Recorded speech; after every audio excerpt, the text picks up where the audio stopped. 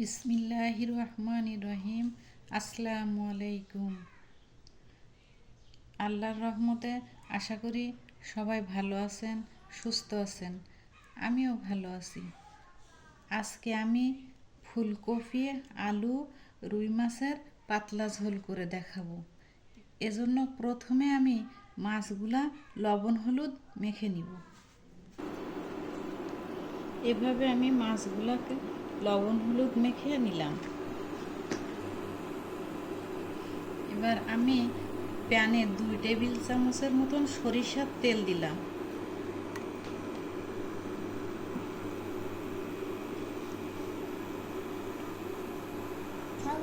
এবার আমি মাছগুলা তেলের মধ্যে আস্তে আস্তে দিয়ে দিই।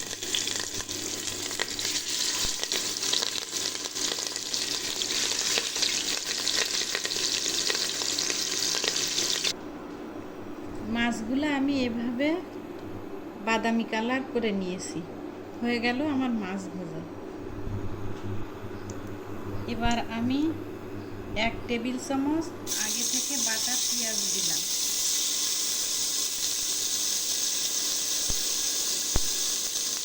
হাফ টেবিল চামচ রসুন বাটা দিলাম।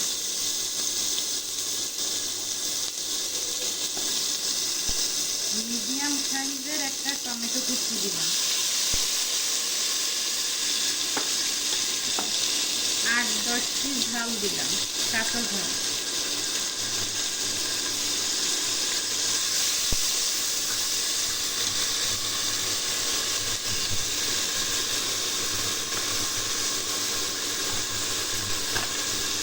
এক চামচ লবণ দিলাম।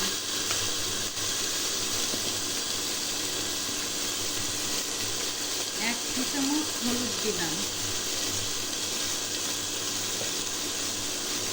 1 চামচ জিরা গুঁড়া। মশলাটা আমি ভালোভাবে কষিয়ে নিই।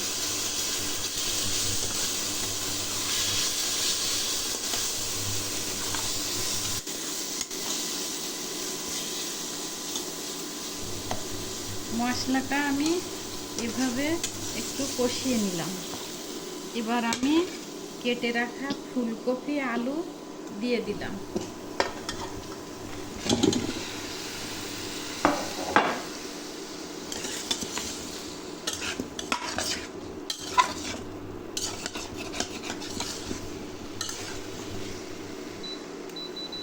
এভাবে আমি 2 মিনিট তরকারিটা একটু ভেজে নিব।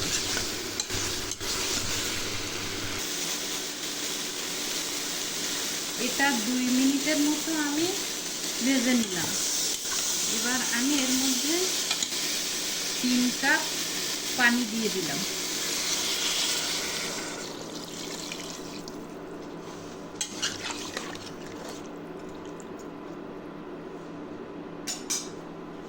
এবার আমি এটা ঢাকনা দিয়ে 5 মিনিটের মতো জাল করে নিব।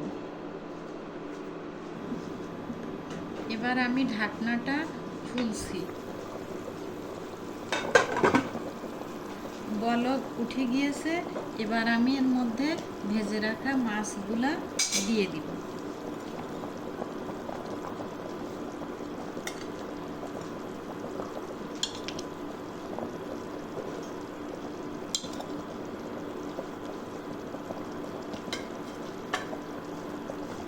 এবার আমি এটা ঢাকনা দিয়ে 10 মিনিট জাল করে দেব।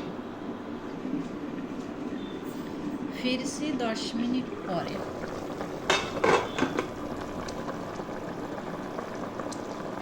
এবার আমি আগে থেকে কেটে রাখা কিছু ধনিয়া পাতা উপরে ছড়িয়ে দিই।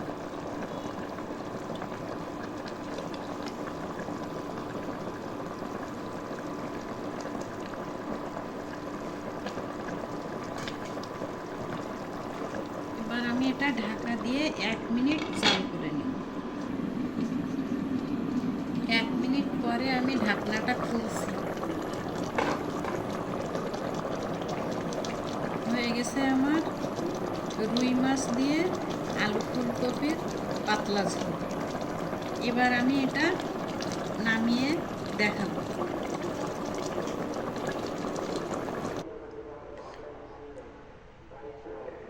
হয়ে গেল আমার পাতলা ঝোলের আলু ফুলকপি রুই মাছের রেসিপি। সবাই ভালো থাকবেন, সুস্থ থাকবেন। আল্লাহ হাফেজ।